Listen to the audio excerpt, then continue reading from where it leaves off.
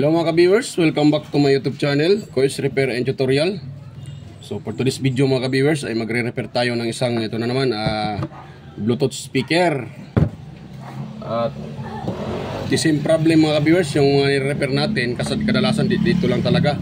At tulad dito mga ka-viewers, tuklap yung kanyang pinaka-charging pin. Yan. So ito mga ka-viewers ay ano natin to, i-direct natin or bypass natin yung kanyang charging pin. So hindi natin yung gagamitan ng charging pin at ito na lang yung gagamitin natin.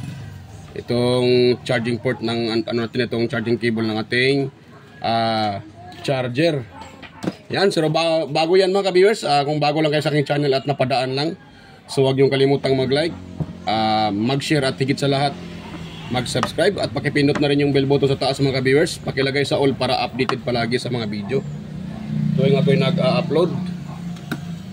So start tayo mga ka-viewers. Ito ay diretso na, i-open na natin to para hindi na tayo nito matagalan kasi naghihintay yung hintay yung may-ari nito. So hinihintay nila. Yan, andyan yung may-ari sa labas oh. Ayan oh. Ayan oh, nagantay yung may-ari. Alam boss, kaway-kaway boss.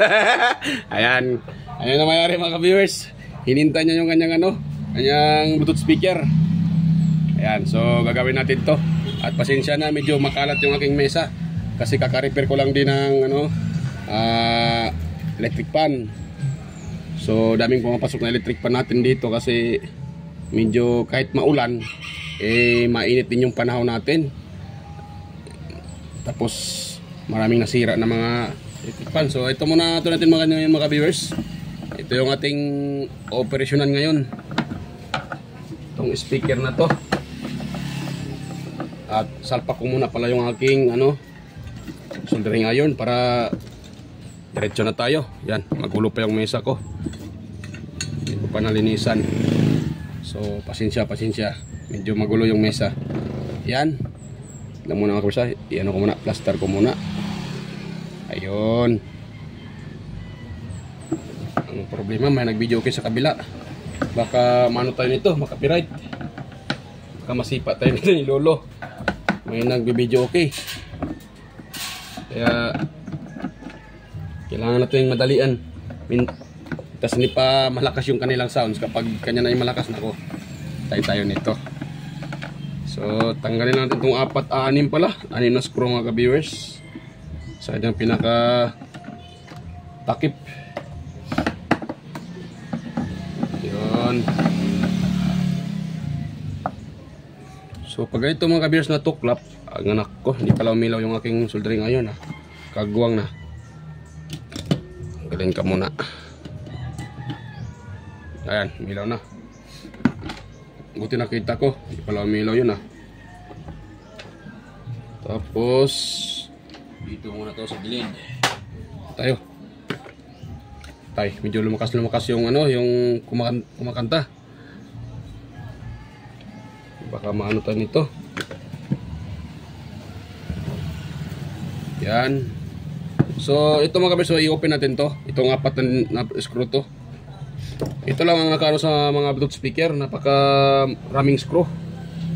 Kailangan mong daanan bago mo pa siya ma-repair. Tulad nito.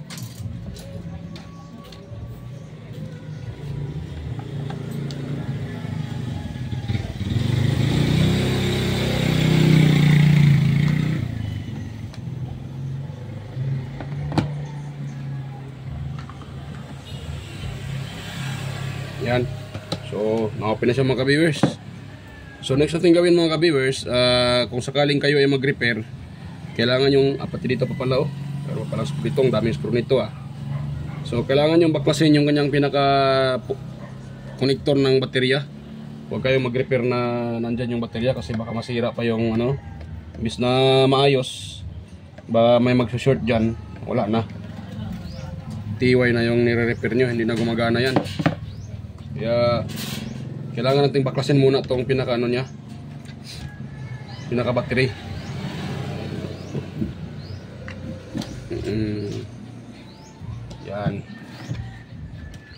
Yan.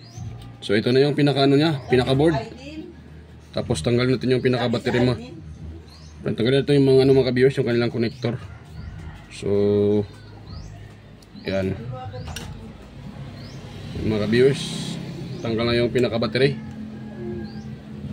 So ngayon, dahil ang problema nito natuklap yung kanyang pinaka charging port, bypass na natin to. So yung charger yung gawin natin ano sa kanya. So na yun. So na yun banda. Kagwang na. Ito pala. Ang liit-liit ng kanyang ano, connection. At yan. So hinangan natin yan. Hinang-hinang. Na pala mga viewers, i-prepare na natin tong kanyang ano, lagayan ng charger. So sa likod tayo maglagay para hindi pangit. Tayo maglagay mga viewers oh, sa likod niya para pwede pa rin mailagay dito yung ano, pinaka wire. So dito tayo magbutas sa kanyang pinaka likod bago tayo mag-repair pala. Para diretso na tayo. Dito putasan ko na dito mga viewers ha. At pangbutas ko dito maliliit lang na itong aking pinaka screwdriver. Yan, sa banda sa taas. Kagbuang nilakasan pa talaga nung ano ng video kaya. Post gun pang sounds. Patay tani. Yan. So, yan ako muna ito mga viewers. Yan, nabutasan ko na. So, paluapan ko na lang ng malaking ano.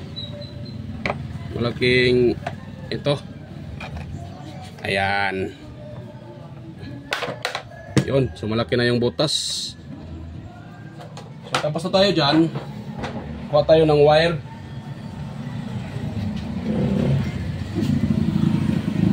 Ang wire po dito. Kami natin pang jumper mga viewers. Ang kailangan nyo dyan mga viewers, maliit lang na wire. Huwag yung malaki na wire para dito lang oh, gawin natin pang jump, pang ano dyan, pang direct para makahinang tayo ng maayos. So ito, dalawang to. Yan, habaan natin mga viewers kasi doon tayo mag-tap sa likod. So habaan natin konti. Hindi tayo mahirapan dyan. Yan. Ngayon dito mga viewers. So ito pala oh. Itong wire na kinuha ko, mayroon siyang red at saka black. Black naman. White. Yung may red, itong gawin natin ito pag nakita. So itong may red, yan oh, may red. So ito gawin natin positive. Positive. So yung purong white or puti, negative yan. So dito naman sa ating board mga viewers, kung nakita nyo to, itong saan to natuklap, yan ipakita ko sa inyo ha. Ito, kung nakita nyo dyan oh, yan, yung parang may paganyan na contact papunta dito, kumukunik sa ano niya, sa kapasitor. So yan yung SMD type na maliit na kapasitor. So dyan tayo magtatap ng positive. Hindi ata kita mga viewers ha, yung ginagawa ko. Yan ako muna konti ha, isom ko muna. Yan, para kitang kita nyo. Yan oh. So, itong ibig sabihin ko, itong sabihin kapasitor mga viewers, yung SMD type, yan oh. So, yan na yan. Yan. Yan oh, yan. Yan. Diyan tayo magsusulda ng positive. Sa negative naman, kahit saan dito mga viewers, kasi ground man to dito, kahit saan dyan tayo magsusulda ng negative or sa ground nya. Yan.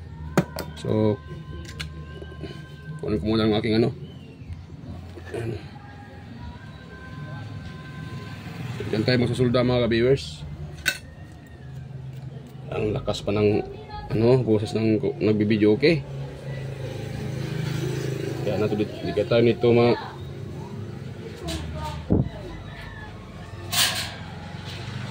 nang Lagi pala yung aking ano soldering iron, napakadumi. Ano ko muna. Yan, linisan ko muna.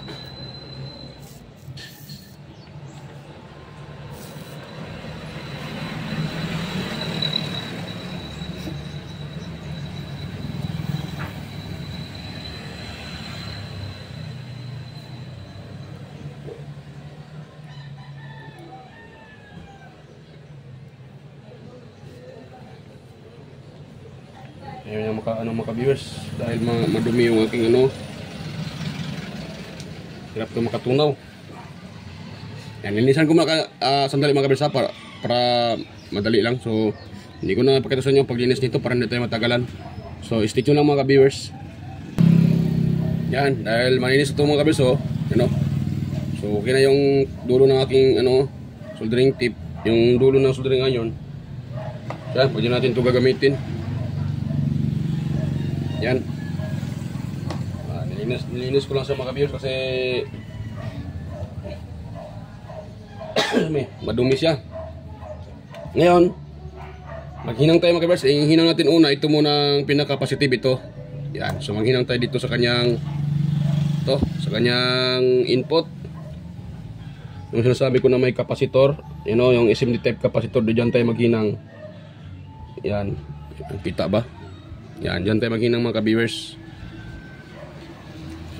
Dandahan natin, baka may masali tayong ibang kontak dyan na nako, masira pa yung ating charging IC.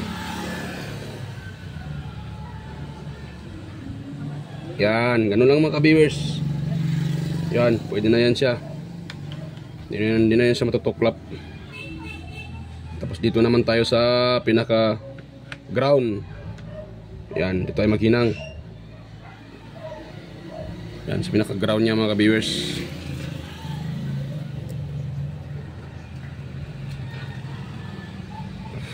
Yun. So pwede na yan mga ka-viewers. Okay na yan siya. Dahil tapos na yan, so mga viewers, putulin natin itong itong gawin natin itong charging cable. So paputulin natin dito sa dulo, tapos test natin siya bago natin salpak. Dapat i-test natin kung mayroon na ba siyang pumapasok na supply, kasi pag wala, kung for example mayroon dito sa dulo ng papuntang saan tayo naghinang, tapos paglabas sa IC wala, baka sakaling may problema din yung kanyang charging IC. So sana ay walang problema yan, kasi para magamit pa natin yan at magta-charge pa to siya. Yan. So dahil marami siyang mga beso, sa tingin ko ang may dyan, itong puti at saka pink. Yan, so titest natin ito mga beso, salpak natin. Dapat mayroon to siyang 5 volts. Yan. Balatan lang natin to. Yan, tapos itong pink. Parang hindi atong white manipis. Isa siguro mga kabisyo, ito. So itong gray, balatan natin itong gray. Yan, parang ito ata ang gray mga kabisyo, makapal sila pareho. Ito manipis Kasi pag red to at saka black, so matik na yan. Pag ganyan ang kulay. Hindi iba yung kulay niya pink, white, brown, gray, pati blue. So ngayon kuha tayo ng itong charger nila. Gagamitin natin pang testing. Yan. Yan. So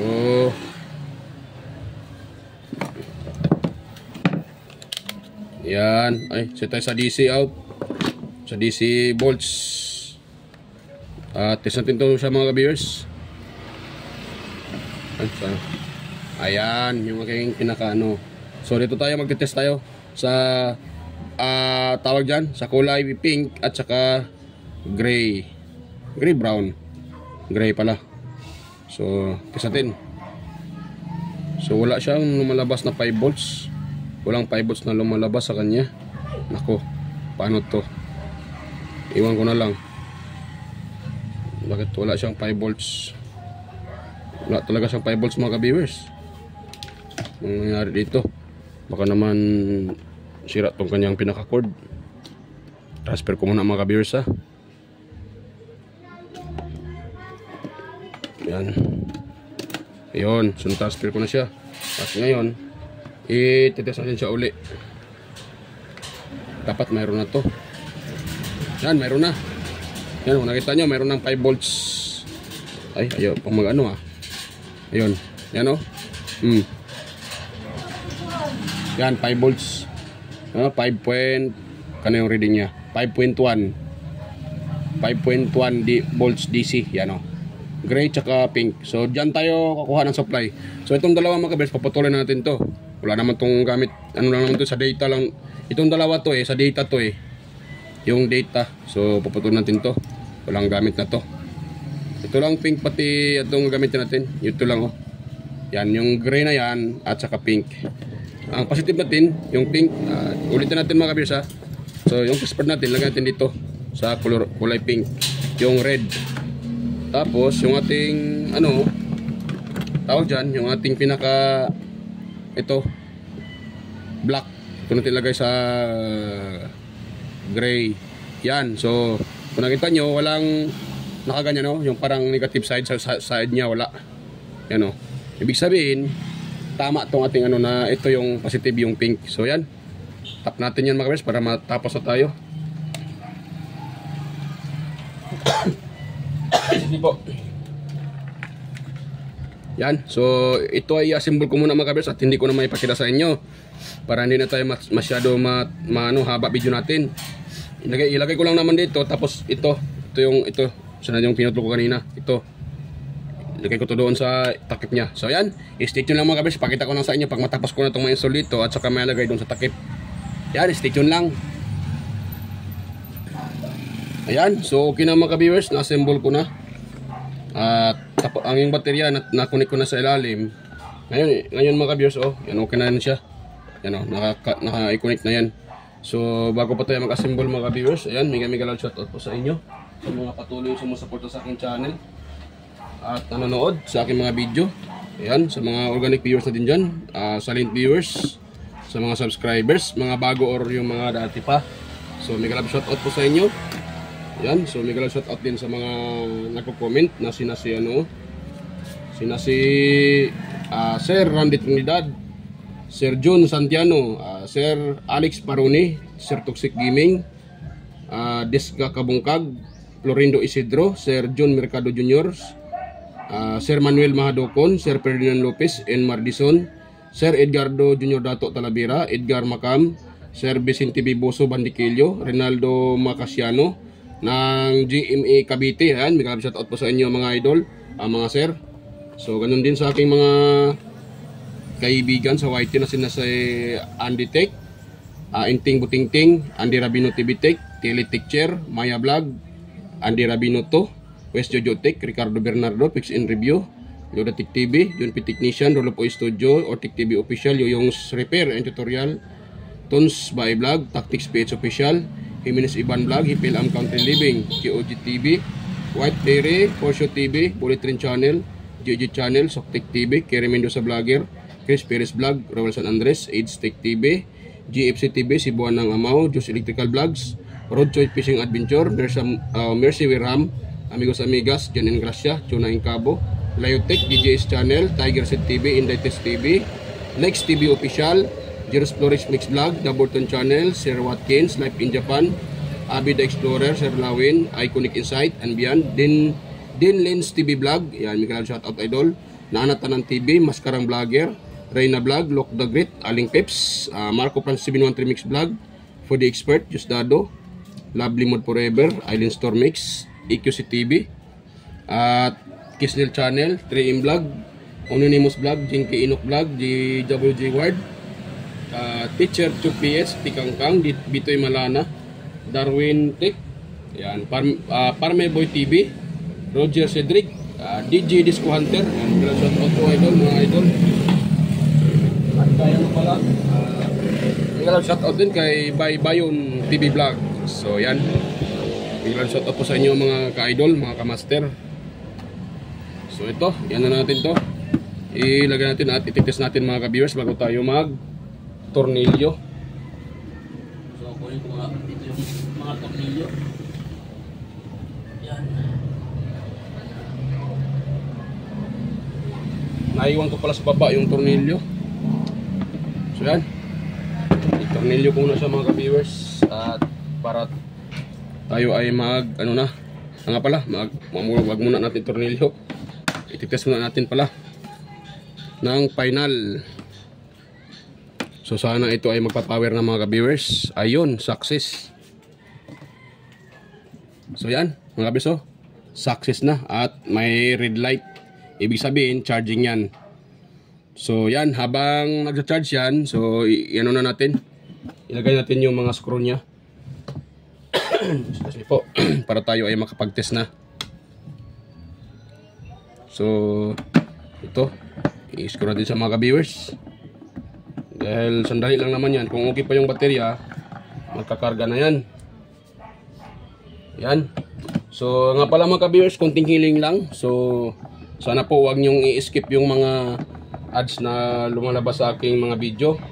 Dahil yan po ay malaking tulong sa aking channel at sa akin na rin bilang isang vlogger. So sana po ay huwag nyo i-skip mga ka-viewers. At maraming salamat po sa inyo. Yan. So ito din mga ka-viewers, ano natin. At salamat pala dyan sa mga sumusupport sa aking mga vlog, sa aking mga upload. Yan. Maraming salamat po sa inyo sa patuloy nyong suporta at panonood sa aking mga video. Thank you po talaga mga ka-viewers. So yan. Dahil nainagan natin yung mga ano niya. So try natin siyang i-test mga ka-viewers. Kung sakaling ano na siya, gumagana na to. Ayun, gumagana na. Napalong. So kulang pa yung ano ng baterya niya.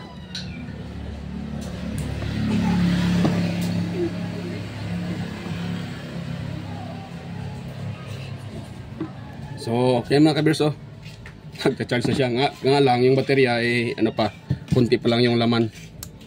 Ayan, umilaw, namamatay. Yan rin nga si Busing. Yan, nadir nga yung baterya ni Diay. Oh, kuan siya, oh, pero mamatay balik. So ato sang ipa-charge pila ka minuto. So yan mga ka-viewers. So yan mga ka-viewers, okay na to mga ka-viewers. Dahil kung nakita nyo naman, nag-open na pero namamatay lang. So kulang pa ng karga yung kanyang baterya. So yan, dito na natin tatapusin tong ating tutorial ngayon mga viewers. Dahil good na to. Yan, umiilaw naman siya. Yan, kulang nga lang yung kanyang baterya kasi lobat na lobat. So yan, so bye-bye mga viewers at salamat po sa lahat. At nga pala, bago tayo tuluyang mag-end, so kung mayroon kayong nakuhang konting idea sa ating repair ngayon at nakuhang kaalaman, so huwag niyong kalimutang mag-like, mag-share at mag-subscribe mga ka-viewers para palaging updated. So yan, bye-bye mga ka-viewers at kita-kita tayo ulit sa next kong mga upload or mga video.